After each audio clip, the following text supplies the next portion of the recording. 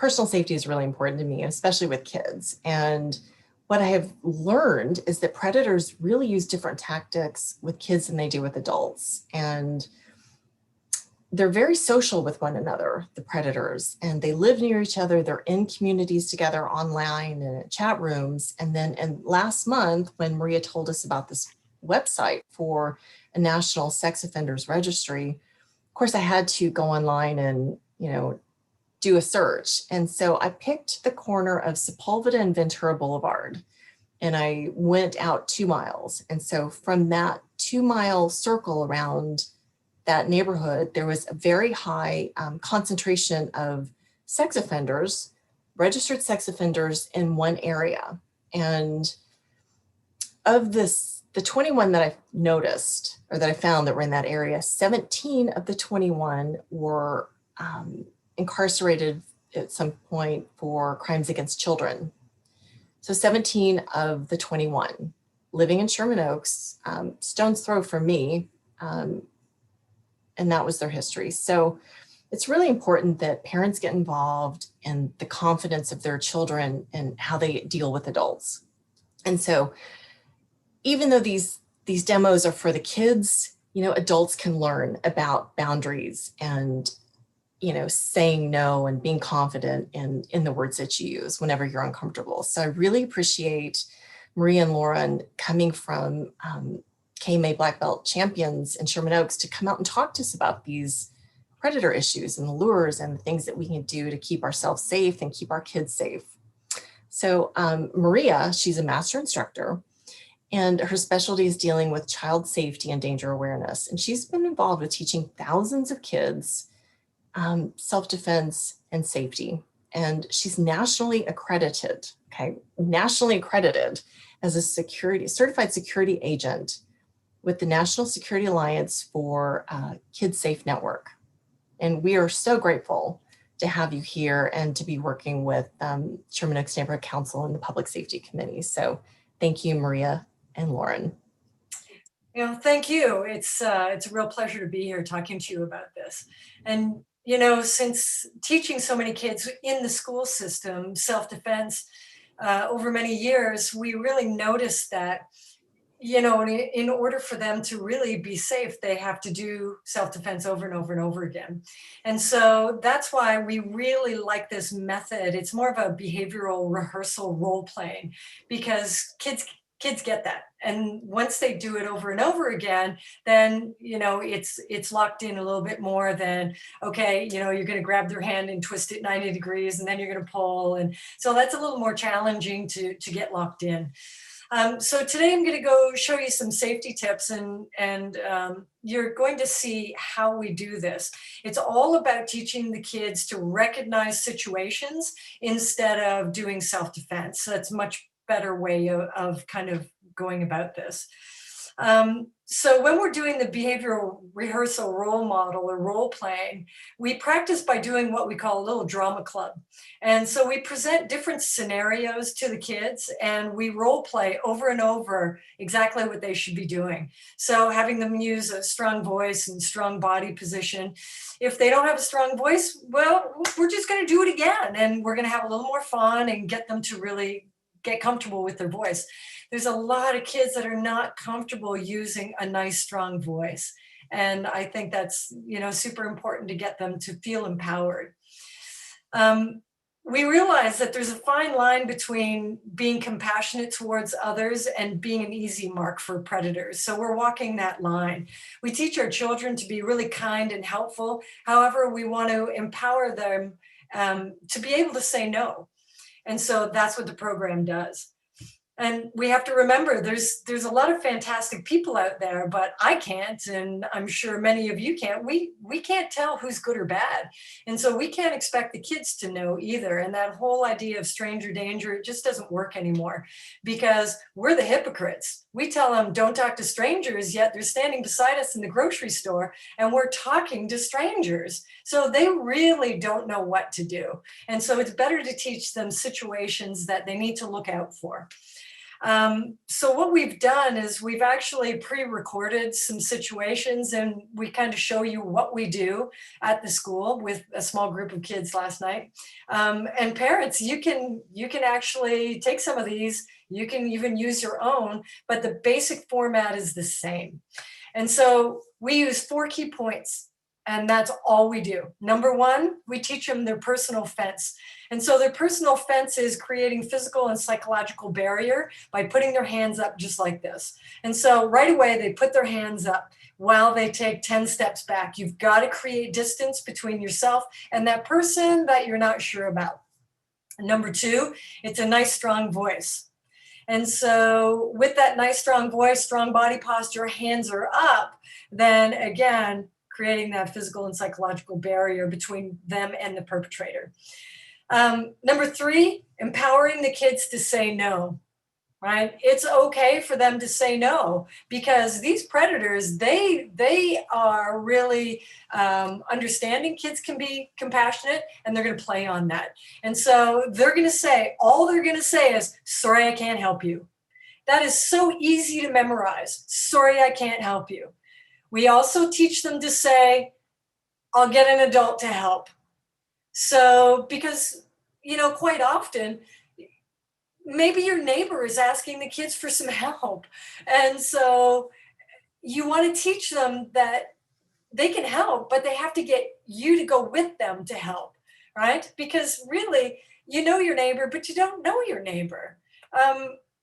When you really boil it down. And so it's really important for them to have permission to run into mom or dad and say, hey, can you help me help the neighbor? Maybe there's an elderly neighbor next door and they need help with something. They asked you because you were in the front yard. So, okay, hold on, I'm going to get mom, I'm going to get dad to come over and help me.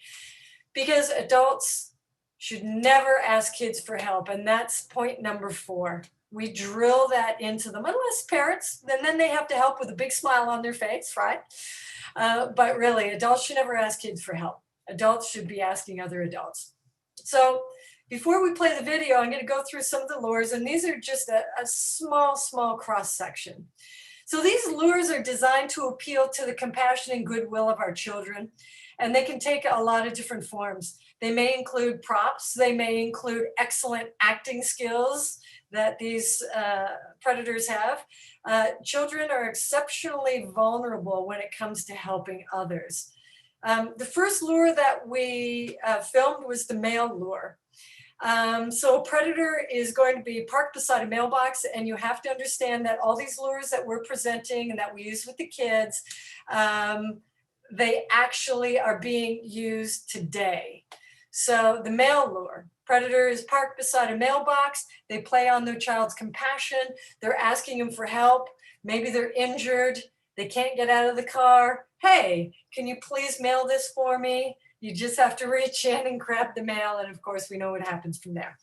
Second one is they're at the library, person with a cast on, or they're saying they have a sore back. And they're asking for help to get the books that are in the back of the trunk. They slid back, they can't reach back and get them. This is a favorite of Jeffrey Dahmer. We all know that name. He would use it. He would put a cast on his leg, and that's how he would lure his, compassionate people in to help him. Third one, lost my dog. You'd think that would get old. Predators, they tie animals to a bush. They get the kids to look for the dogs. They're offering rewards to find their dog. Or they even may say, hey, I've got a lost puppy. It's in my car. Can you come and help? Maybe you know this dog from the neighborhood. Can you come over and take a look at the dog? Maybe you know him and we can get him back to his owner. The other one is the authority lure. So they want to place themselves in a position of authority. Perpetrators, predators, we all know that they can go online and they can buy anything that makes them look like they're in some kind of authority. So in this scenario, the kids are going to actually dictate how the situation will be resolved. So they're actually telling this security guard that is being of authority, they're actually going to tell them, no, we're going to go to the security desk in the mall. This is what we're going to do to solve the situation. And so you're going to see in the library scene as well that the kids are solving the situation. They don't feel like they have to be the one that's going to help. Okay. All right. So we are going to share the screen and play. It's only a 3-minute video. It'll be pretty quick. All right, so this next lure is again another I need help lure. So I am in the car. I'm going to pretend that I'm injured, but it's really important that this card needs to be sent. The whole thing about this one is they want the kids to reach into the car to grab the card so that they can grab their hand and pull them in. And so we want to make sure that they're saying, so I can help you, and they run away. Oh, I'm so glad you two came along. Hey, listen, I hurt my ankle, so I can't get out of the car. And I've got this really important birthday card that I need to be mailed. Hey, you know what? It's for my granddaughter. She's the same age as you two. Hey, can you reach in and mail this, please? Please, please, come on. Right, this is another I need your help lure. And so it's really important to understand that even, teens can be pulled into something like this. And so what's happening is I've got my trunk open and I am going to try and get him to help me reach in the back to get a book that's staying way back in the back of the trunk. All right. Oh, hey, can I stop you for a minute? I've got a bunch of books that I have to return to the library and they slipped way in the back and I got a really bad back. Can you help me get these books out? Sorry, please? I can't help you. I'll get a security guard to help you though. All right, so the I need help lure, help me find my dog. And it is unbelievable how many times this is used. And so I am going to find some kids walking through the park and I'm going to try and get them to help me find my dog. Oh man, oh hey, can you help me for a minute? Listen, I lost my dog. She slipped out of her collar and she ran that way underneath the bush over there. Can you come on? Can you help me find her because you're slow. All right, so this time I'm going to play a security guard, a false security guard. And I am going to accuse them of shoplifting from a store that they just came out of, and they have to come with me. Okay?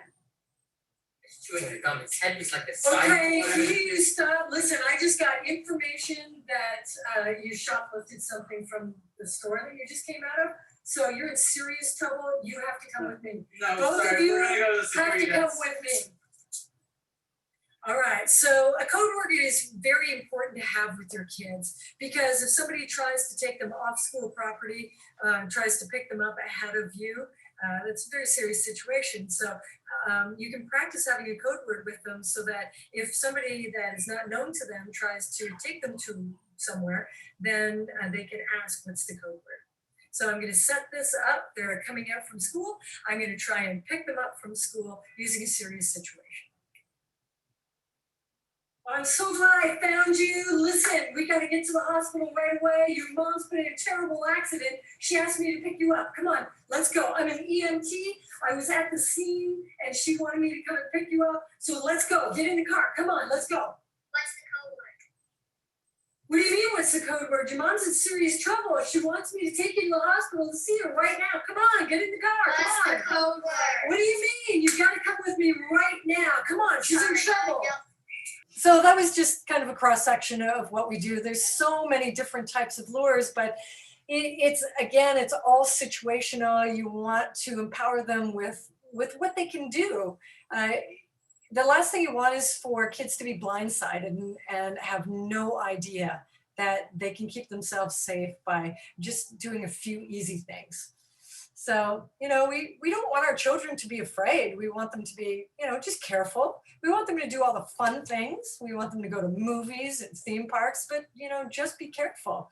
Kids need to be taught about potentially, dangerous situations. Our children need to learn that what they can do if they're faced with such danger. we can fight back by building a child's self-esteem and through love and affection, and teach them how to walk and be confident with themselves. So that's our goal. Thank you so much for that. This reminds me of kids doing these kinds of demos. It's like a fire drill. The more they practice, the more it goes into their body and they remember when it actually happens. I can be anywhere in the world and hear that sound and know that I've got to find a stairway and get out of this building.